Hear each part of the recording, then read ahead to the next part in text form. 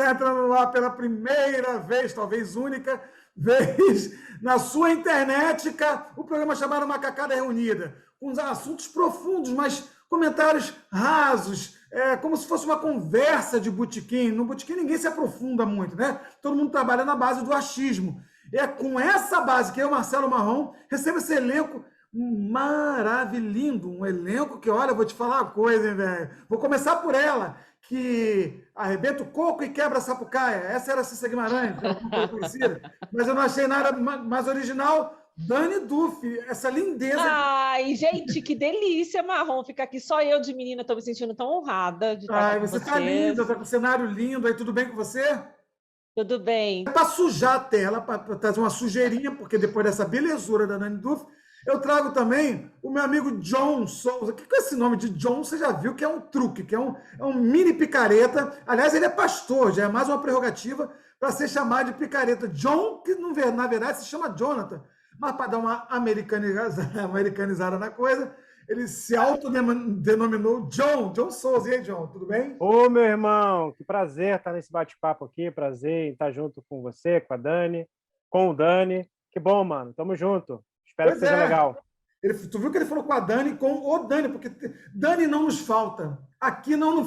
A gente queria Dani Calabresa? Queria, mas não tem cachê, não tem patrocínio, não tem nada. Então, para completar o time, veio o nosso Zeca Camargo, sabe, de Osasco, aquele Zeca Camargo que agora está morando em Brasília, no ar árido de Brasília. Eu vos apresento o galã do grupo, que é o Daniel Wills. Como vai, Daniel?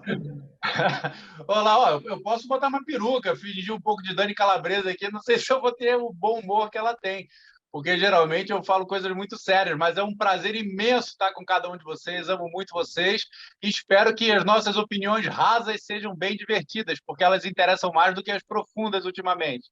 É verdade, verdade. Não queremos nos aprofundar em nada. Aliás, essa introdução já demorou demais. E eu lanço o primeiro tema. Em tempos de pandemia, o que é a rede social? A obrigatoriedade de estar na rede social ou a obrigatoriedade até de se afastar da rede social? Eu quero que vocês, cada um diga como lidou com a rede social, os malefícios e benefícios dessa porcariazinha aqui, conectada a um mundo inteiro e sendo vetado, cancelado, elogiado, endeusado. Nós temos mitado, tem gente que virou mito, mas tem gente que acha que esse mito é bozo e a discussão é ampla e restrita. Como é que vocês lidaram? Como é que vocês coisaram com a rede social? Vai, primeiro, Dani Duff, primeiras damas, vamos cumprir o protocolo aqui da gente. Olha, eu lidei muito bem, porque eu fiz uma coisa, eu excluí um monte de coisa que não me agregava, bem no início da pandemia mesmo, coincidiu com os estudos que eu comecei de marketing digital, e aí eu vi que várias pessoas que eu seguia não me agregavam em nada, não me acrescentavam, e eu deixei de seguir, sei lá, eu segui acho que 2.000 pessoas, passei a seguir 50. Só focada nos cursos que eu estava fazendo. E eu lembro que você parou de me seguir uma época. Parei de seguir, inclusive. E eu fiquei estava assim nesses por um ano. 1950 perdidos no programa, o programa de estreia com a inimizade da Dani Duff. Não, mas eu expliquei. Para quem me perguntou, eu expliquei que foi por um bom motivo. Eu queria focar em estudo, eu não queria ficar vendo gente batendo boca, cada um querendo saber mais do que o outro, aquelas coisas assim, briga, discussão, não queria ver nada disso, não queria ver notícia ruim, queria focar em aprender alguma coisa que me tirasse dessa confusão toda que a gente não estava entendendo lá logo, né? Enfim, até agora. E aí eu consegui fazer isso, agora eu já retomei, mas eu acho que foi a melhor coisa que eu fiz, porque eu fiquei mais focada com coisas que me acrescentavam, com mais estudo, e não fiquei, sabe, perdendo tempo, porque tem o lado bom e o lado ruim da rede social, como em tudo na vida. Então, muita gente perde muito tempo, fica vendo coisa que não acrescenta, que não leva a lugar nenhum. Então, eu consegui equilibrar muito bem. Hoje já voltei a seguir a grande parte das pessoas que eu seguia, porque eu estou mais focada e isso não me tira do eixo das coisas que eu quero fazer. Eu consigo dar um tempo nisso, mas para quem não consegue é complicado, porque a pessoa acaba que entra num vício. Por que você, John, você como pastor, de repente, pode me responder, mas eu quero ouvir tua opinião também, como você lidou com rede social. Mas por que quando eu tenho, sei lá, 500 comentários numa publicação, e aí eu começo a ler, né? E aí eu vou respondendo os primeiros, assim, eu vou respondendo. E todo mundo, ai, que vídeo engraçado, que legal, você é demais, você é fera, que lindeza, que maravilha. Aí vem um desavisado e fala assim, cara, como você é babaca. Nada a ver falar assim desse assunto. Por que esse um me incomoda tanto? E eu dá vontade de entrar no buraquinho aqui da câmera e sair na casa desse animal que me rejeitou e dar na cara dele. Por que esse um, eu quero a sua opinião como pastor, esse um me move tanto? Porque só a ele que eu respondo, que eu falo, cobras e lagartos. Existe uma explicação plausível para isso? É porque a gente só quer ser amado. A gente quer ser amado, a gente quer ser cuidado. E quando alguém faz aquilo que é contrário àquilo que a gente deseja, a gente vai focar apenas naquilo que não está legal, naquilo que não está bacana. E é assim na vida, tá? Isso, a rede social é um reflexo enorme do que acontece nas relações da vida. Você pode sempre fazer e servir bem uma pessoa, mas no dia que você diz não para ela, por qualquer motivo, naquele dia você acaba gerando algum tipo de inimizade. É assim, a gente quer ser amado, a gente quer ser servido e a gente não quer receber nenhum tipo de crítica daquilo que a gente fala. E a rede social é um ambiente onde tem todo tipo de gente. Tem gente que se especializa, Marcelo, em ser hater. O sujeito existe para odiar alguém, existe para poder criticar alguém, né? Então, tem de tudo na rede social, inclusive esse tipo de gente. Como na vida, a gente também é desse jeito. A gente não quer crítica, a gente não quer aprender, a gente não quer saber coisas duras sobre nós mesmos, então a gente evita esse pessoal, acaba tendo que e se sentindo muito magoado, né? Tendo que bloquear, né? Eu sou esse tipo de cara que foi lá, perturbou, encheu a paciência, pum, bloqueei. E como é que você lidou com a rede social? Tem lidado com a rede social nesses tempos pandêmicos? Eu não sou um cara das redes sociais, né? Eu sou um cara do livro. Então, assim, eu tenho lidado como eu sempre lidei. Eu fiz as lives, né, do movimento em que eu pastorei, eu estive ali com várias gente legal, né, várias pessoas maneiras, mas é só lá naquele ambiente que não é a minha página pessoal. Não, eu não sou um homem das redes sociais, eu não sou um cara que fica fissurado nisso aqui o dia inteiro. Eu lidei da mesma forma que eu lido a vida inteira, né, com toda a ponderação possível, sabendo que a vida acontece lá fora. Aqui é um ambiente que a gente mostra o que quer, aqui é um ambiente que a gente pode utilizar para poder abençoar, edificar, falar coisas bacanas, mas também pode ser um ambiente muito tóxico, né? E como a Dani falou, e falou muito bem, sobre evitar aquilo que de fato te entristece, te chateia, te tira do eixo, né? Eu sigo isso como modus operandi existencial. É assim que eu vivo a vida. Eu evito todo o ambiente de conflito desnecessário, de ódio, de manifestação de ódio. Então, eu lidei da mesma forma que eu lido até hoje e que eu sempre lidei antes da pandemia, né? Eu não sou um cara das redes sociais. Tenho poucos amigos, eu tenho milhões de solicitações, eu tenho poucos amigos, escolho poucas pessoas para estarem ali, porque eu boto pessoas que eu conheço, né? Pessoas que eu posso dialogar, pessoas que talvez não vão me interpretar mal. Imagina, Marrom, quanto de coisa que você já falou e que gente que te conhece te interpretou mal. Imagina quem não te conhece, como que seria isso?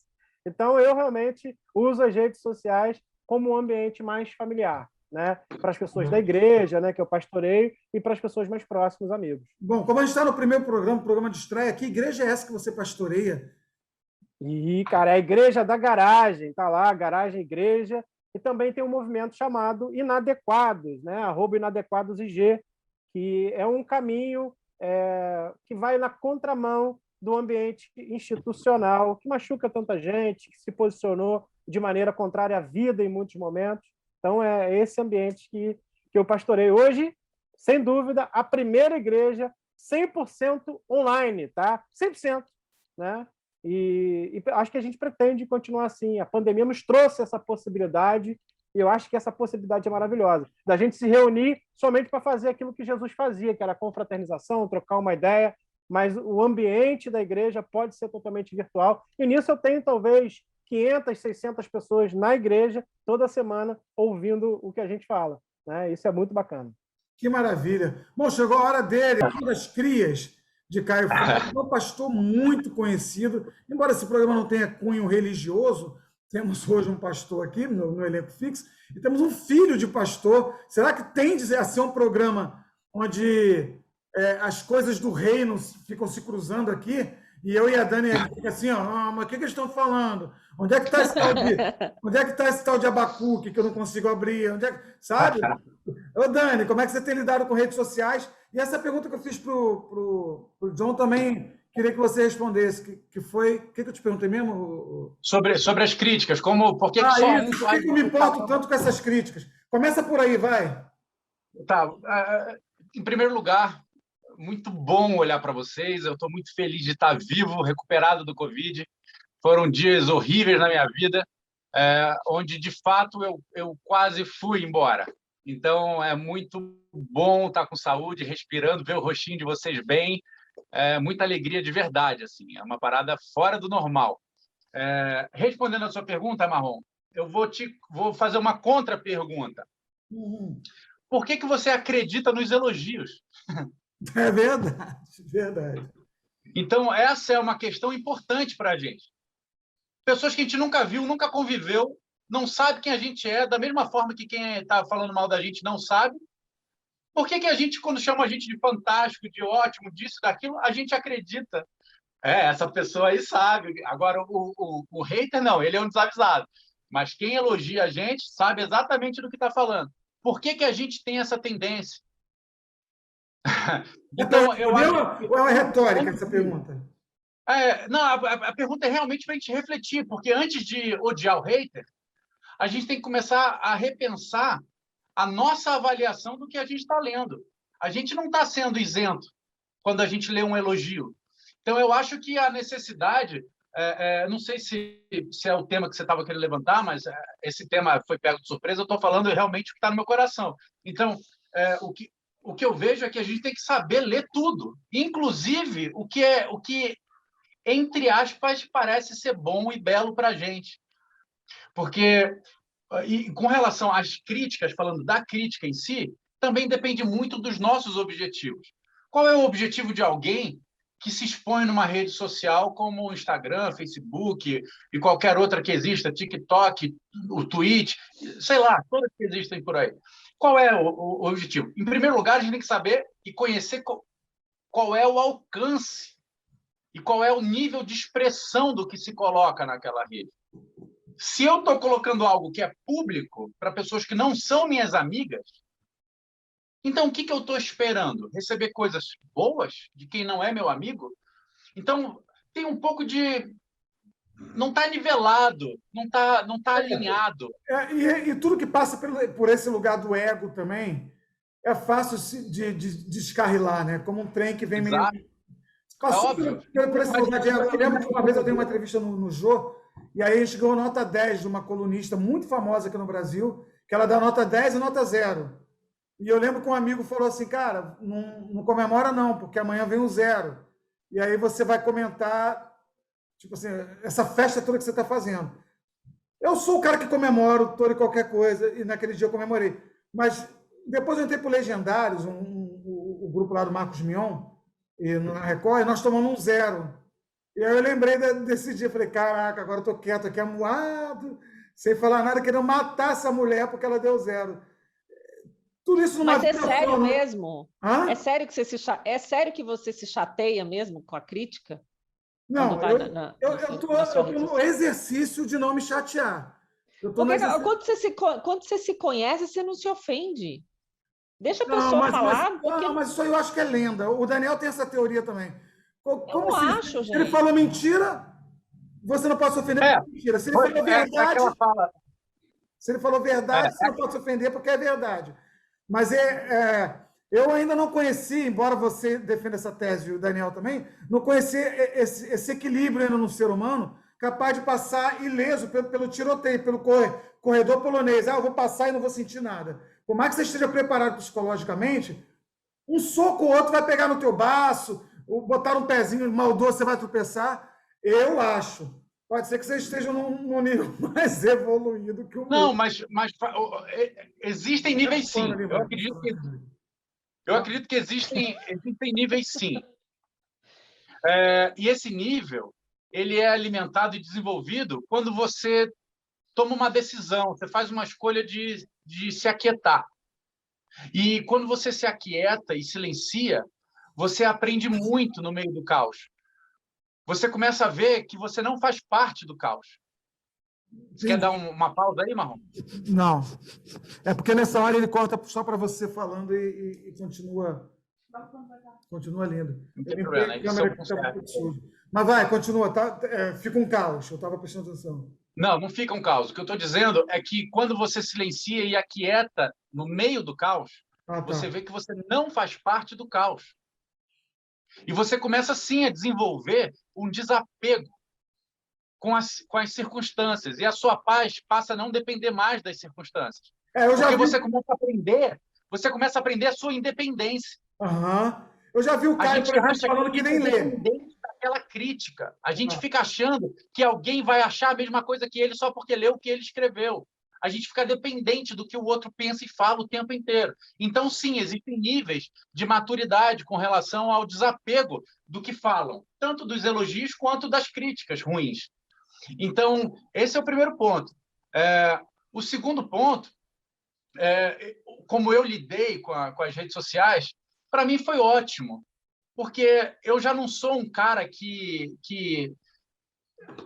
de sair, de ir para muitas baladas e de viver a vida fora. A minha rede social basicamente é para trabalho, então ela continua normal. Eu não tive...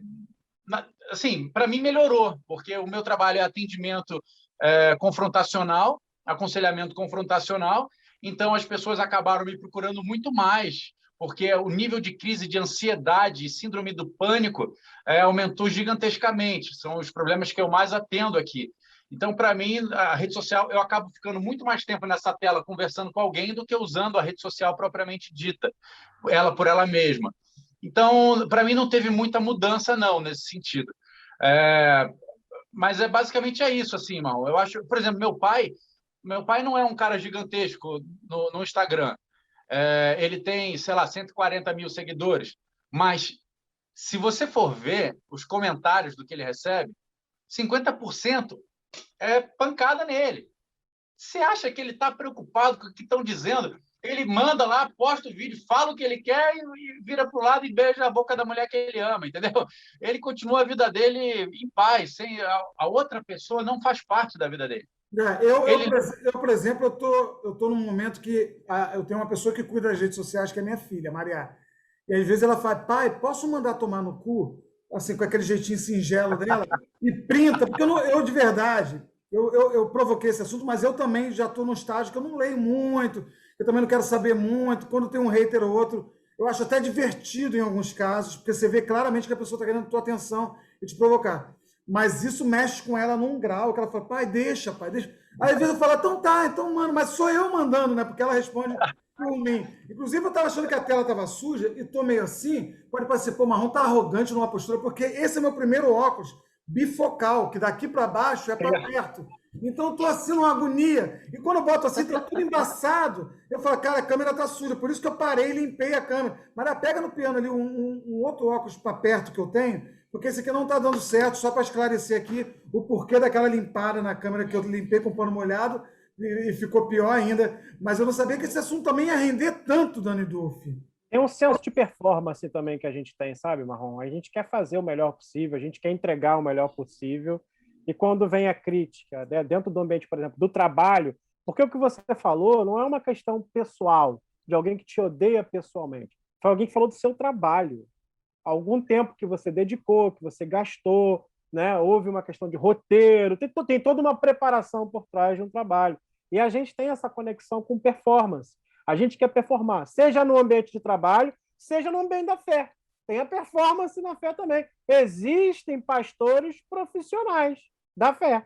Então, cara, eu consigo te entender que, por exemplo, dentro do meu ambiente de trabalho, naquilo que eu trabalho, né? Eu trabalho com consultoria para a empresa, também tenho uma formação em economia, então eu tenho um ambiente de performance, né? Em que eu tenho que entregar performance. E aí, quando alguém me critica dentro desse ambiente que eu trabalhei muito, que eu, na minha concepção, eu domino, pô, mano, aí, cara, aí realmente é duro demais. Agora, socialmente falando, coisas que eu falo a respeito da fé, coisas que já são convicções, né? Que, parafraseando meu pastor Caio Fábio também, que é coisas que eu já não creio, mas sei, né? Não acredito mais, mas já sei pela experiência. Mano, essas coisas não afetam praticamente nada, sabe? Porque quem vive dentro de mim, sabendo as minhas dores e angústias, né? Sabendo o alinhamento entre a minha fé e a minha prática existencial, sou eu, né? Agora, dentro do ambiente de trabalho, onde se exige performance, cara, quando alguém fala mal do teu trabalho, que você se preparou, que você gastou tempo, que você leu, pô, aí é dureza, não tem quem sai ileso, né? Quando a crítica tem a ver com o seu trabalho, com a performance do seu trabalho. Ô, Dani, você tem a sensação, Dani Duff, de que você é uma espécie de luz dentro desse caos que é a internet? Você tem a sensação de que o que você diz tem impactado vidas? Ou também você leva... Porque uma coisa é a gente ser impactado, outra coisa é a gente impactar. Eu sei que você tem performado na internet nessa vibe aí também de trazer olhares para você e você provocar mudança em quem está te olhando. Você sente que você é um caminho para você, é isso? Com certeza. Não como eu gostaria ainda, mas se eu já consigo ajudar uma pessoa, para mim já é o suficiente, já me sinto realizada. Mas assim, eu realmente não importo, eu não recebo nenhuma mensagem assim em tom agressivo, em tom de crítica muito pesada, e até para a gente, né, Marrom, a rede social é também uma ferramenta de trabalho. Eu acho que quanto mais você começa a se expor e se destacar, você está aberto aí a opiniões diferentes e faz parte do jogo, não tem como. Então, mas eu estou também por esse lado de ajudar também, né? Porque eu tenho outro perfil também, até com outros projetos, e o pouco que eu falo no meu pessoal de autoestima, de força e tudo, eu consigo impactar as pessoas de uma maneira positiva, então por isso que eu quis dividir isso de uma outra forma. E isso, para mim, isso é gratificante, né? Você usar para o bem uma rede social. Mas todos nós, a gente está sujeito a vir alguém, como é que é aquele ditado lá? Prego que se destaca que leva a martelada, né? Quanto mais a gente vai ficando mais conhecido e a gente está aberto a tomar porrada mesmo. E que venham as porradas nesse programa, inclusive. Esse dia eu perdi 800 seguidores, porque falei mal de um pastor, um certo mala, que eu não vou ficar citando o nome aqui, mas falei cheia mal... ou vazia? Eu quero falar uma mala coisa cheia também. ou mala vazia? Uma mala que deve estar cheia, essa mala, de tanto que ele aparece por aí. Ele virou posto Ipiranga agora, inclusive, o novo posto Ipiranga do governo. Enfim, falei... Peraí, deixa eu falar um negócio. Já que a gente está falando de rede social e disso, sabe o que eu acho legal desse bate-papo nosso que vai acontecer sempre? Porque em alguns assuntos a gente vai ter opiniões diferentes, né? E a rede social hoje está muito intolerante. Assim, as pessoas não podem ter outro tipo de opinião, que elas se tornam inimigas. Isso é a coisa mais absurda que tem. Então, aqui eu acho que é uma forma positiva da gente mostrar opiniões diferentes e respeitar, cada um respeitar o que o outro pensa, e a gente debater as coisas de uma maneira gostosa, como deveria ser em uma mesa de um bar ou até numa rede social. E assumir também a não profundidade dos assuntos, como eu falei no início. Porque aqui ninguém é especialista, por exemplo, em redes sociais. Eu não sei como faz para ganhar mais seguidor. Mas eu fico nas redes sociais também. Para perder, você sabe. Perder, eu sei. É só falar mal do mala que você perde seguidor. Eu vi uma fala do Dani esses dias, que eu até... depois incluí numa outra conversa minha, que virou meio que um texto meu que eu queria que ele repetisse, Dani Wills, que é a questão do contentamento, porque uma das coisas que faz a gente pirar na internet é o outro. Não é nada, às vezes não é nada com você, às vezes é a felicidade do outro, a conquista do outro, as possibilidades que o outro está tendo na vida. Eu, por exemplo, venho botando minhas humildes 350 pessoas no teatro, por onde eu passo, aí vem um moleque, começa 5, 6 anos depois de mim, 10 anos depois de mim, e lança um texto de stand-up, uma nova forma de divulgar, e bota 1.500 pessoas por sessão, entendeu? Impreterivelmente, 1.500 pessoas, 2.000 pessoas. Eu fico olhando e falo, ai, que dor é essa? Eu não sou um cara invejoso, pô, eu sou do bem, eu preciso desejar o bem para ele. O que é isso?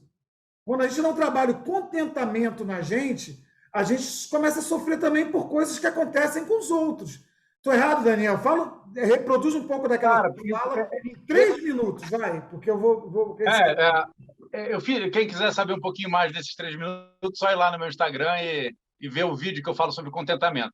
Mas nesse vídeo também não aborda tudo que esse tema traz. Esse tema é muito gigante, assim. Esse tema traz a questão das comparações, como para a gente é tão importante comparação, e a gente é tão dependente da produtividade do outro para comparar, para saber se a gente está validado ou não. Então, eu preciso ter um resultado melhor que o outro para me sentir bem, senão eu não fico em paz. Isso gera, inclusive, o não contentamento, o burnout, que é uma parada pesadíssima. Burnout que pode paralisar um membro. Você fica paralisado, você não consegue mais produzir, às vezes você não sai mais da cama. Eu tenho um amigo que paralisou o braço direito. Explica melhor o que é. Burnout, que vem de queimar inteiro, queimar tudo. É como se você queimasse de dentro para fora tudo. Quando você é muito pressionado, geralmente vem da pressão do trabalho, da produtividade, a partir das comparações de resultado. Numa empresa, por exemplo, a pessoa começa a se sentir pressionada, não está alcançando resultado, ou fica naquela expectativa de alcançar um resultado muito grande, que ela acha que não vai dar conta, entra num nível de estresse imenso e o próprio corpo se paralisa. E ela não consegue mais produzir, a mente para, um membro para, é uma coisa bem pesada. Então, isso tudo vem do não contentamento, que parece uma besteira, e que os coaches hoje estão falando. Não, vamos embora, você tem que alcançar mais, sempre mais, não pode parar nunca, cada vez mais sua melhor versão. Você tem uma versão melhor, vamos embora, eu posso. Calma. A grande palavra, para mim, tem sido calma. Para, espera, se permita descansar. Aplausos. Se permita aqui. Merece aplauso. Amém, cara. Porque aliás, uma ressalva. Não só os coaches, essa virou uma tendência. O John pode falar um pouquinho também, que a gente está indo para o final desse bloco, mas essa é uma tendência dos pastores também, de cara, olha aqui, esse navio aqui atrás, olha esse helicóptero, esse carro importado. A gente não pode ser pobre. A gente não pode ser pobre. E quando eu falei que tem um humorista... Exatamente. Quando eu falei que tem um humorista botando mais gente que eu, é porque eu escrevi sobre isso no meu primeiro livro, que eu chamo a Síndrome dos que Ficaram. O coro dos que ficaram, na verdade. O coro dos que ficaram. Que tem gente que vai e junta um coro dos caras que não foram para frente, fala, tá vendo? Mas ele também coisa.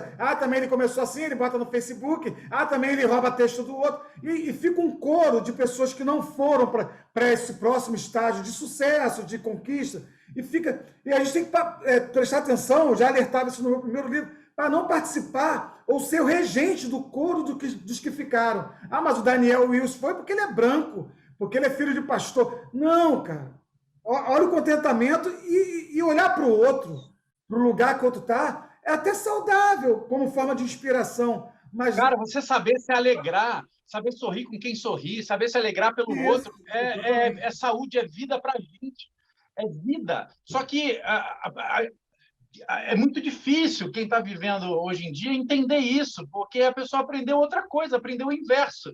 Quando ela se permite, pela primeira vez, se alegrar de verdade pelo outro, ela começa a entender que o pensamento tem que partir de outro lugar. Quem quiser ir na origem de onde eu tirei essa fala toda que a gente está conversando, é só ir na parábola do Senhor de Terras, na Bíblia. É só ir lá e caçar parábola do Senhor de Terras. Dá um Google que você vai achar. E lá vai ver que um cara que ia receber tanto de dinheiro lá, tantas moedas para arar a terra lá sei lá, de 8 às 18, ia receber 100 moedas. Aí, quando deu meio-dia, o cara contratou um outro, porque viu que não ia dar tempo. Aí ia pagar o mesmo valor para o outro trabalhar metade do tempo. Aí, quando pagou o outro, o primeiro ficou insatisfeito. Não, peraí. Que injustiça é essa? Tá maluco? Como assim? O outro vai trabalhar metade, vai ganhar a mesma coisa que eu. Só que ele tinha ficado super feliz na hora que recebeu. Para ele fechou o acordo. Foi bom para ele o acordo. Passou a ser mal o acordo para ele quando o outro fez um acordo bom. E aí o Senhor de Terras responde, porque o meu coração é bom com ele, o seu é mau? Verdade. Mostrando que eu não tenho e não deveria ter acesso e vínculo nenhum com o que o outro realiza da vida dele. A comparação e o não contentamento e todas essas síndromes começam desse princípio. A gente não consegue tirar o olho do outro, cara. Ô, John, Você pode ser pobre na tua igreja? Na minha igreja só tem pobre, só serve o pobre. A igreja não tem outra função a não ser servir o pobre. Se a igreja ela tem, de alguma forma, trago para si a responsabilidade de gerar gente rica, ela está gerando gente para ir para o inferno, gerando gente para poder morrer, para ser queimado, para entrar em burnout, né? Porque não é isso que o evangelho, de alguma forma, propõe. O evangelho propõe que a igreja tem que ter responsabilidade com o pobre da terra, com aquele que sofre, com aquele que está, de alguma forma, amassado pelas injustiças. É essa a responsabilidade da igreja. Então, quando você transforma a fé em performance, quando você transforma a fé no ter, né? Então, você tem fé, então você vai ter coisas, você está se distanciando, tirando a sua fé para longe de Jesus. Porque senão Jesus foi o cara mais infeliz de toda a terra. Não tinha onde reclinar a cabeça, os amigos, parte deles, 2 deles traíram, um se arrepende e volta, o outro vai lá e se mata, segundo a referência dos textos. Você tem um que trai, que de alguma forma não utiliza da amizade para acolher, mas para de alguma forma entregar na mão da religião. Então, a fé e a performance, a fé e o ter não caminham em lugares iguais, caminham se distanciando, diametralmente oposto. Essa conversa de botequim vai continuar daqui a pouco, porque esse programa assim, começa na terça e acaba na quinta. Então, reticente. Sabe Continued? Continued dos filmes?